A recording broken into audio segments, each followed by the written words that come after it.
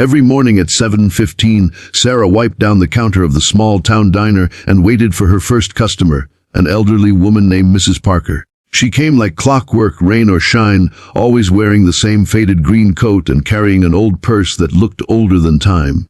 But one morning, the woman didn't show up. Instead, 4 men in black suits and earpieces walked through the diner doors, followed by a woman in a gray business suit holding a folder. And in that moment, Sarah's world turned upside down. Hey everyone, welcome to TruthLines, where real stories remind us of what truly matters. If you love stories that touch the heart and restore your faith in humanity, make sure to subscribe, like, and leave a comment down below. Your support helps us share more inspiring tales just like this one. Now, let's get into today's story, one about unexpected friendship, quiet kindness, and how small acts can ripple further than we ever imagine. Sarah had been working at Millie's Diner for almost 3 years. It wasn't fancy. Chipped coffee cups, squeaky stools, and a jukebox that only played old country songs. But it was homey, the kind of place where locals gathered, and where everyone knew your name. Mrs. Parker had been coming there for as long as Sarah could remember. Every morning she sat at booth number 3, by the window. She always ordered the same thing: 1 cup of coffee, black, and a small bowl of oatmeal with sliced bananas. She'd sit quietly, smile politely, and sometimes make small talk about the weather or the flowers outside. Sarah liked her. There was something gentle about the woman, a calm presence that made the noisy diner feel softer somehow. She noticed Mrs. Parker's hands sometimes trembled as she lifted her cup, and she'd gently steady it for her when refilling the coffee. She also noticed that, lately, the old woman's clothes were a bit worn and that she sometimes counted coins before paying. One morning, Mrs. Parker came in looking more tired than usual. Her hands shook worse than normal, and she seemed a little confused about the day of the week. Sarah brought her oatmeal and quietly added an extra piece of toast. On the house. "Thank you, dear," Mrs. Parker said softly. "You always take such good care of me." Sarah smiled. "Someone's got to make sure you're eating right." From that day on, Sarah started sneaking in little extras. A slice of pie here, an extra cup of coffee there, always pretending it was part of the special. When Mrs. Parker tried to pay, Sarah would wave her off. "Don't worry about it. The boss said to treat our favorite regular." Of course, the boss hadn't said that. But he never seemed to notice, and even if he did, Sarah figured it was worth it. Mrs. Parker reminded her of her own grandmother, who'd passed away a few years earlier. Helping her felt like keeping a small part of that love alive. Weeks turned into months, and their morning chats grew longer. Mrs. Parker talked about her late husband, about how they'd once traveled across the country in an old pickup truck.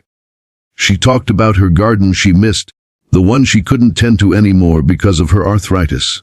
Sometimes Sarah would step outside with her after her shift and help her cross the street. Other times she'd walk her halfway home, carrying her bag just to make sure she got there safely. It wasn't charity. It was just kindness. 2 people sharing a simple connection in a world that often felt too rushed to care. Then came the morning that changed everything.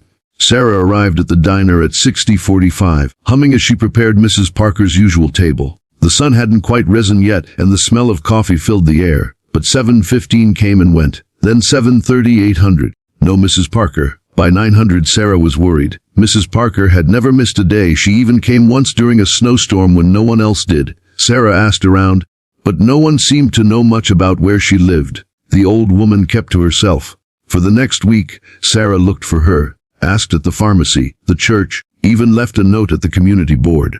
But Mrs. Parker didn't return.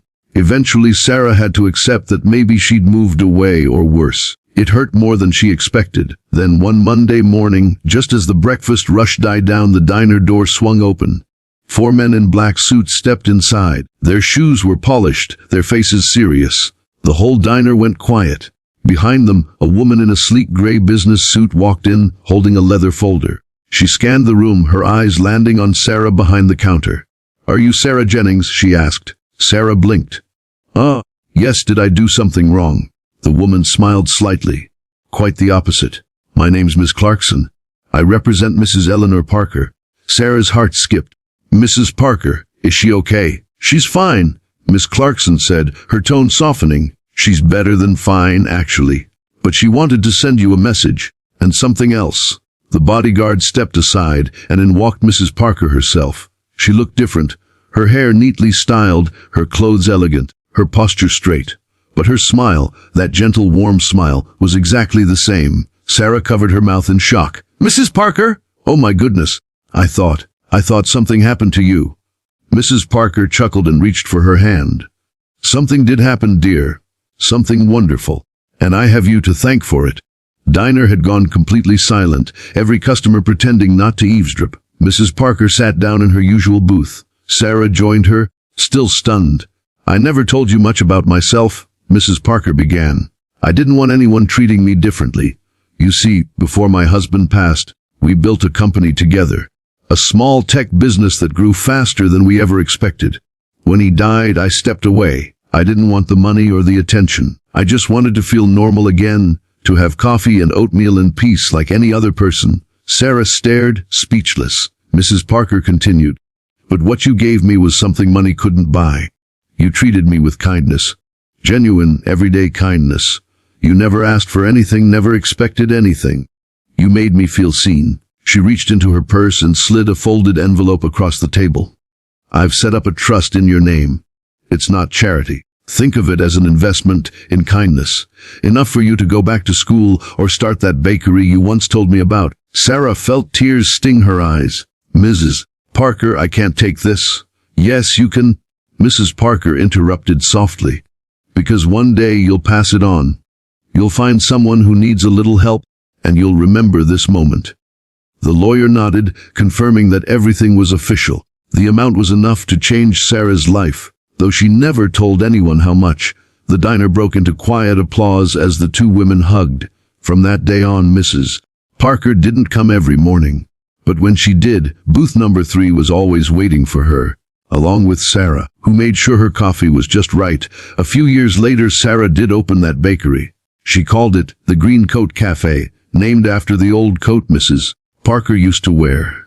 The cafe became a cozy little spot where people could sit, talk, and share a smile, much like the diner where it all began. On the wall near the counter, there was a framed note in elegant handwriting. It read, "Kindness costs nothing, but it changes everything. Eleanor Parker," and below it a photo of Sarah and Mrs. Parker, both laughing, coffee cups in hand. Customers often asked about the story behind the picture. Sarah always smiled and said, "It's a reminder that you never know whose life you're touching, or who might end up changing yours." The truth is, kindness doesn't always come back to us right away. Sometimes it takes years. Sometimes it shows up in ways we could never predict. But every act, no matter how small, plants a seed. And somewhere out there in a diner, a bakery, or a quiet street corner, that seed is still growing. Because someone like Sarah decided to care. So next time you have the chance to be kind, even when no one's watching, take it.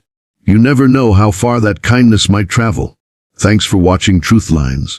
If this story touched your heart, don't forget to subscribe, like, and share it with someone who believes in the power of kindness. Let's keep these stories alive, one heart, one act, one truth at a time.